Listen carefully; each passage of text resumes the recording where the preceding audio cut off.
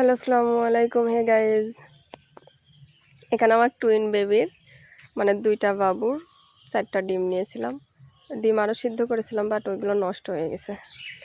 তো ওদের সাদাটা ফার্স্টে দিই নাই, আমি ফার্স্টে কুসুমগুলো পানি দিয়ে নরম করে নিচ্ছি, পাতলা করে নিচ্ছি, যাতে তাদের খেতে সুবিধা হয়। এটা গোসলের আগে আমি খাবারটা ডিমটা খাওয়াই, বা অনেক সময় সকালেই খাওয়াই, সকালেই বেশিরভাগ খাওয়াই। তারপরে এখানে মিষ্টি কুমড়া নিয়েছি আর ভাত নিয়েছি। ভাত বা মিষ্টি কুমড়া দুইটাই একটু বেশিই নিই, তাদের যেটা ভালো লাগে বা যতটুকু ভালো লাগে ততটুকু খাই, বাকিটুকু আমি ফেলে দিই। অনেক সময় কম হলে তখন মনের মধ্যে খারাপ লাগবে হয়তো যে আমার ছেলে আর একটু খেত, বাট আমি দেইনি বা দিলাম না কেন। এই জন্য সবসময় বেশি দিই, আর যতটুকু ভালো লাগে ততটুকুই খাই।